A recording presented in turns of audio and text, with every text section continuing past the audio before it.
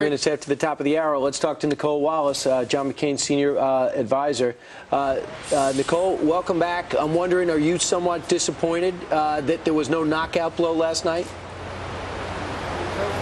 You know, I think there was a great contrast of ideas, and I love what Senator McCaskill said about Barack Obama being willing to reach across the aisle. The truth is he's never actually done it. So I think we saw someone who, you know, no doubt has very gifted rhetorical abilities, but I think we saw in John McCain, who no doubt is ready to go to Washington and shake things up, reform the broken institutions. This isn't going to be a honeymoon for whoever wins. This is going to be a mission of arriving in Washington, shaking up the broken and corrupt institutions of government and on Wall Street, and getting the federal government back on the side of middle-class families and working-class families.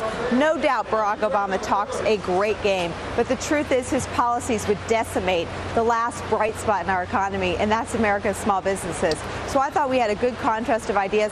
You know, we didn't drive the questioning last night. That was a town hall meeting, so the voters were the leading men and women in the discussion, and their questions really guided where it went. Yeah, but NICHOLLE, we all know that candidates, even, you know, people who are practicing for any kind of an interview know how to turn a question to say what they need to get out. And for the last 48 hours, the McCain camp has been talking incessantly about the association between Bill Ayers and Barack Obama. Why did John McCain not bring that up last night?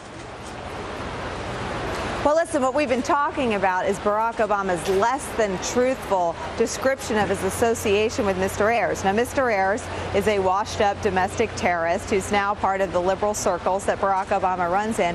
And our issue with Mr. Ayers, it is between Barack Obama and the voters, what that relationship is all about to him, what it means to him to have this man in his circle.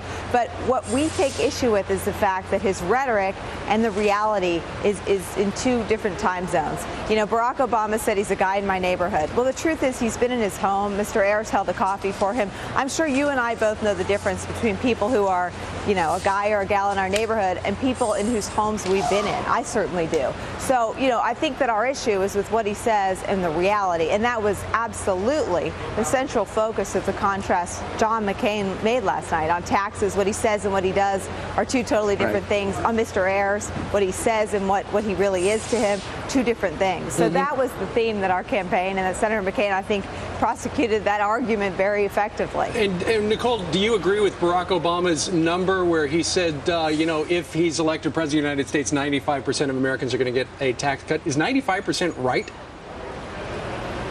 You know, I mean, I think in the sky in his world must be bright purple. I mean, this is insanity. Listen, if Barack Obama were to become president and enact the policies that he's promised and to reflect the record that is his, albeit brief, but that is his record. He's voted for higher taxes 94 times. His policies would tax 50% of the income of America's small businesses.